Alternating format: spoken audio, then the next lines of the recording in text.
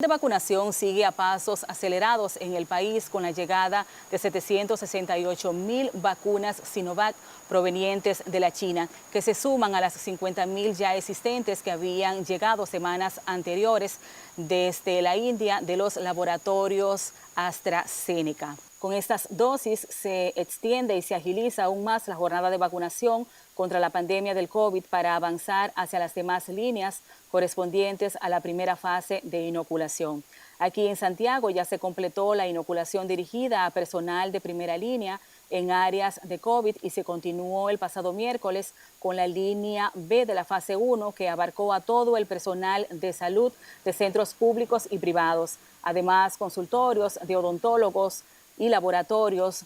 Y ya para este viernes se inició con la línea C, que incluyen personas mayores de 65 años. Dentro de los centros de salud donde se completó la primera línea, esta semana en el municipio cabecera está la maternidad René Clan de Guzmán, donde se aplicó la primera dosis de la vacuna a favor de más de 500 médicos residentes, enfermeras, bioanalistas y personal de limpieza de áreas COVID.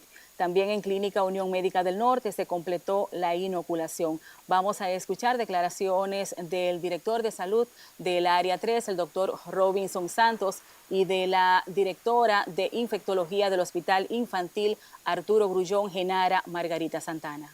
En los diferentes centros de confinamiento de COVID, tanto personal de enfermería, incluso personal de limpieza, todo el levantamiento que se había hecho al inicio, pues entonces estamos cumpliendo eso. Grupo 1A son los que están en el área COVID y en la emergencia de medicina interna, que es por donde se reciben los pacientes.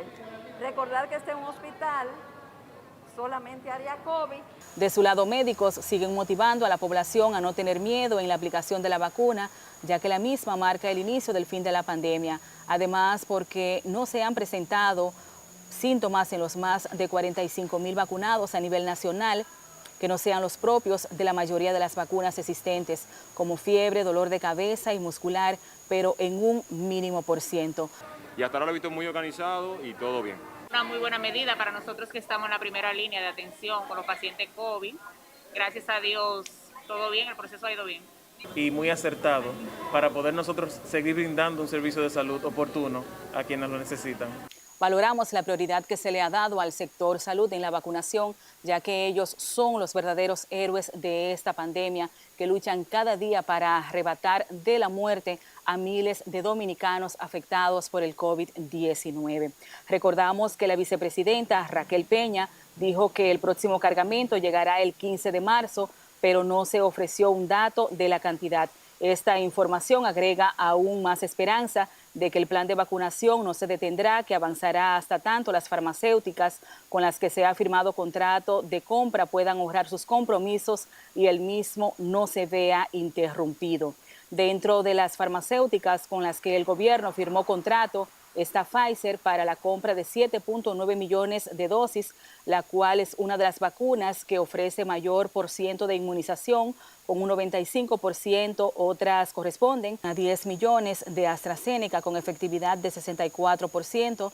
Recordamos que sobre esta última el Colegio Médico Dominicano cuestionó mucho su efectividad frente al virus, pero luego de llegados los más recientes lotes, esto ha quedado de un lado, para dar paso a la motivación de la población, porque lo más importante ahora es lograr inmunización en la población para que el COVID-19 se pueda alejar del país a más tardar a finales de año.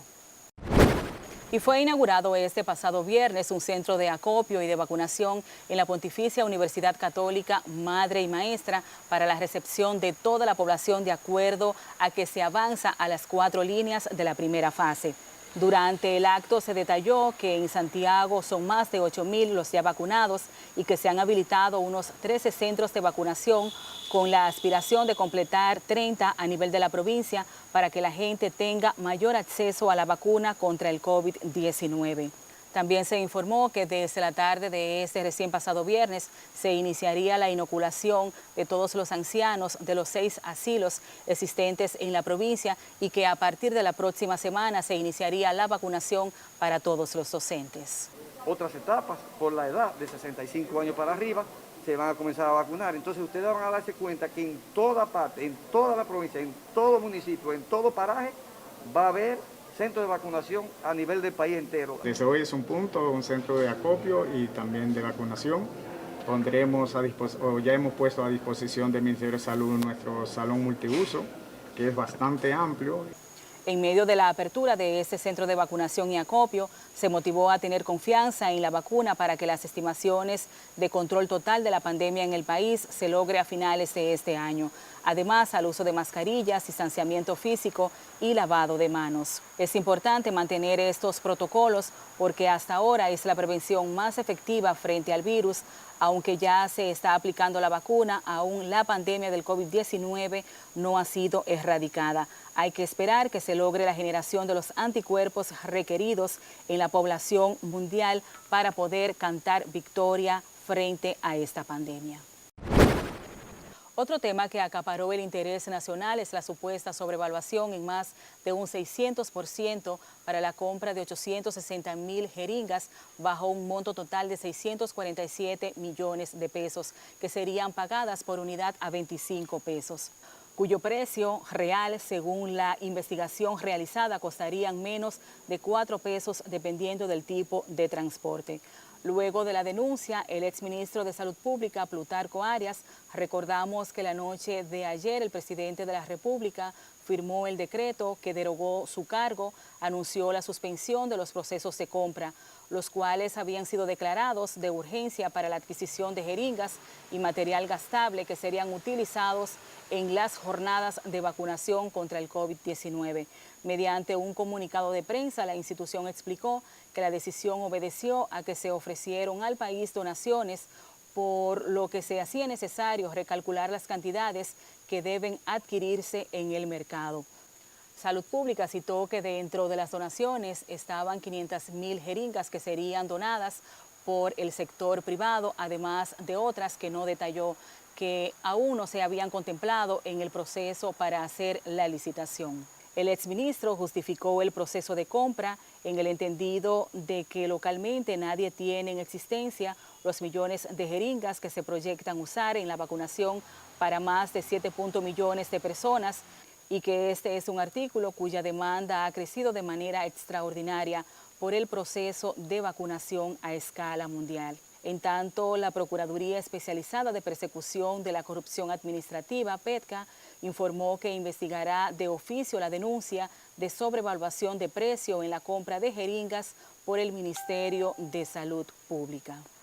El interés del Ministerio Público es aclarar si hubo algún tipo de irregularidades en torno a la licitación para la compra de estas jeringas que fue declarada de urgencia para el proceso de vacunación contra el COVID-19 en el país y si hubo algún tipo de persona responsable en esta contratación de manera ilícita, someterlo a la acción de la justicia.